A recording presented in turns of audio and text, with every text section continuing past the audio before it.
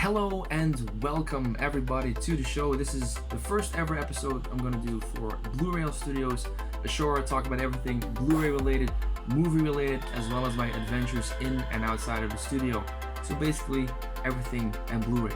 My name is Glenn, also known as Mark Valley, and on this first episode of this show I'm going to give you a quick layout of the Blu-ray itself, how I organize my Blu-rays and my DVDs, what's on top of the shelf right there, and also how I produce music or how my little studio is shaping up.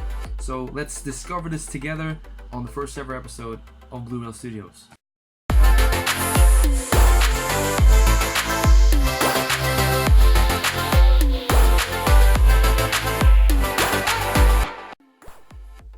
As I am approaching the Bluray, I am greeted by two posters. One for Jurassic World Fallen Kingdom and one for Jurassic World. The reason you can see those through the window is because they're double-sided posters. Who could have thought? So let us venture into the unknown, the beauty of the Bluray. So the first thing you'll notice is the welcoming mat of Captain America, the Winter Soldier, which is covered in cat hair. If you're a cat owner, you can relate. These suckers are so hard to clean up, but I do try.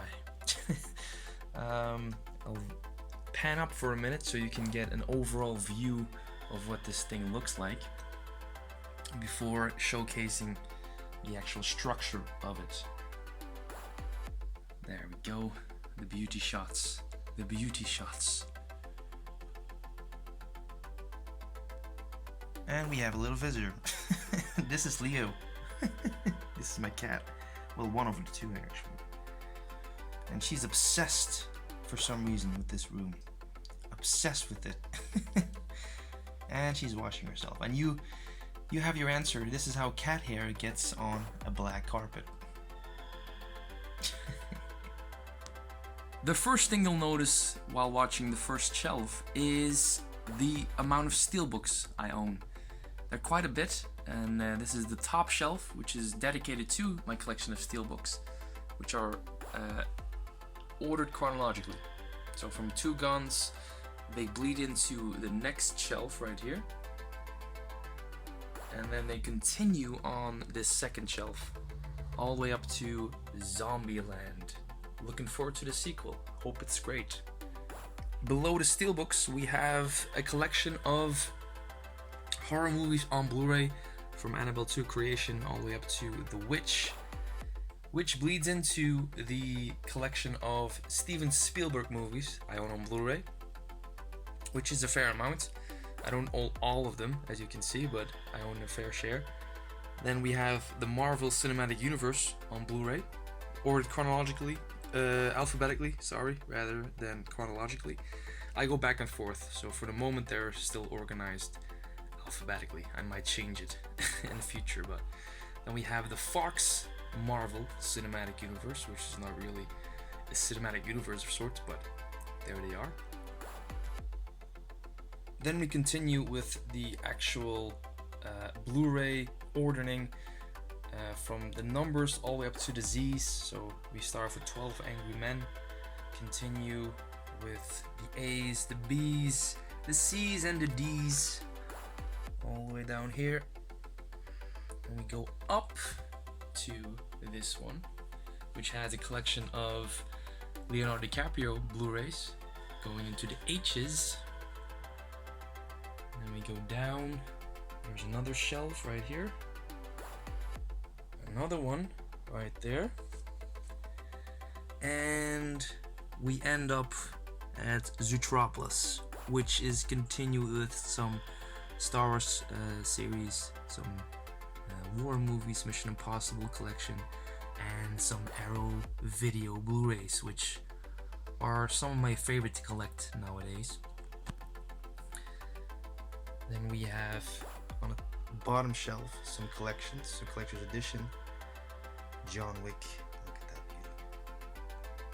On the far right shelf we have the DVDs, starting off with a DiCaprio selection of DVDs going into the Scorsese / De Niro collection going into Al Pacino, and then we have some special edition DVDs. Tarantino is up there as well. We go on with the Alien quadrilogy, Band of Brothers, Breaking Bad, the Middle Earth extended collection right there. I love those movies. They're so special to me. We have some series. We have this little gem right here, the Batman Special Editions collection on DVD. And then we have the rest of the DVDs. There's not really a system in these from then on out after the collector's editions and all that, because I didn't feel like ordering them alphabetically, because there's just too few really to do that with. On top of the curtain, we have some collector's edition Blu-rays, the Hobbit extended editions, the Lord of the Rings, Jurassic Park 25th anniversary collection, Blade Runner, This Beauty, the Old Boy collector's edition by Arrow Video. I love that movie, and I love this collector's edition so much. I hope if you are interested you can still find one, but they were sold out so fast, and I got my copy. I'm so happy with it. Chill's List, the definitive collector's edition, that's it. Apocalypse Now, The Dark Knight, Star Wars, and the 3D collector's edition for Force Awakens. Which brings me to my second wall, well, third one if you count that with the window. We have a poster for Blade Runner 2049, one of my favorite movies of all time. And then we have a gigantic X-Wing, complete with R2-D2 and peeling off stickering. Then we have the most controversial piece of content in my Blu-ray, a poster for The Last Jedi. I like this film. I thought it was great, and that might turn off some of you, but you can't argue with taste, and yeah, it's up there. So you're gonna have to deal with it. Before I showcase you my studio, I'm gonna show you the top of every shelf and what's on there. We have some Funko Pops right here. I enjoy these. I'm not a collector by any means, but I thought these were kind of neat, so I put them on my shelf. I bought some of them. I got some of them for Christmas, and yeah, they're a fun addition to this little room. We have the DVD collection for Star Wars back there. We have a steelbook for Interstellar, which I own a double duplicate of right here, but it's still in the plastic, so there it is. I showcase some of my favorite steelbooks on top here. We have a double feature for Blade Runner 2049, the Mondo and the regular steelbook. Besides that, we have the Arrow Video steelbook edition for Day of the Dead, one of my favorite movies of all time. And this one was hard to get, but I got it, and I'm happy I did. We have some drinking cups for Jurassic World and Deadpool. We have some figurines for Star Wars, for The Lord of the Rings, and right here we have a little troll from the Fellowship of the Ring, which is quite neat. Below that we have some Marvel figurines, some shot glasses to get you ready for any DC release. Oh shit, oh, did I do that? We have some Star Wars figurines as well. And yeah, I'm not a collector by any means in terms of figurines, but if I see one that I like, I'm like, yeah, why not pick it up, put it on the shelf, and put you in that mindset, that movie magic mindset. That's why I get these, so they help me get invested into collecting. On the very bottom of the shelves we have some collections as well. We have the novelization for Lord of the Rings and The Hobbit. We have some graphic novels for Batman right there, The Killing Joke and Death in the Family, two of the best stories in my opinion. Then we have some collections right here, The Godfather Anniversary Collection, Fright Night, fun movie, The Exorcist, John Wick cigar case with a steelbook,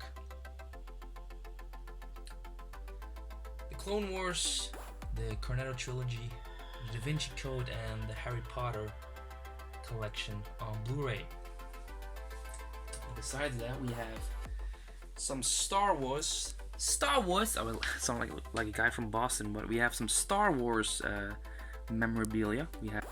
We have the Poe Dameron X-Wing, and this is my cat interfering with the video because of course she is. We have two lightsabers for Kylo Ren. Yeah, what's the matter? She really wants to be in the video. You can tell. And we have a Luke Skywalker lightsaber. Well, actually Anakin Skywalker, but she loves that thing. And we have the Kylo Ren, which lights up as well. If I can find the button. There we go.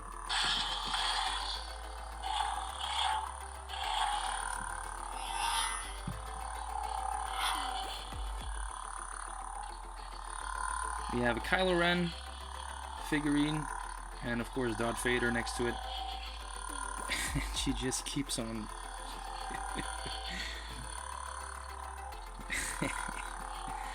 Yeah. So now that you have an overall view of what my Blu-ray looks like, we're gonna show off the actual studio side of it. This is where I create my music. I use a program called Ableton Live, and along with this keyboard that I recently bought, the Alesis Q49, and this little microphone, which was fairly cheap, I create dance music. If you want to check out what I've put together, I'll leave a link in the description. You can also find several of my tracks on my YouTube page, but I pimped up my little studio here with some figurines from Jurassic Park, from Star Wars, The Lord of the Rings. There's a little Leonardo right there. We have a coin from John Wick 3. We have a Captain America figurine that I got when I got married. My co-workers gave this to me as kind of a joke, but joke's on them. It's on my studio. We have a kind of light for Star Wars as well. We have this little gem, Star Wars lighting up mirror. And yeah, it just pimps up my little studio right here, and I love turning it on, love turning off the lights at night, and just write music. And yeah, this is where a lot of the fun happens. So guys, thank you so much for watching this first ever episode of Blureel Studios, where I gave you a close look, or a fast look rather, of the entire Blu-ray, how it's structured, how it's organized, how it looks, and I'm going to dive into some specific videos in the future. Probably going to talk about the steelbooks that I own, my favorite steelbooks, my favorite collector's edition, all that stuff, and that's all for future videos. If you have some suggestions, if you have some questions, leave them in the comment section below, and I will do my very best to oblige or to answer them. Thank you so much for watching, and I will see you in the next episode of Bluereel Studios. My name is Glenn. You guys are amazing, and I will see you in the next one. Ciao!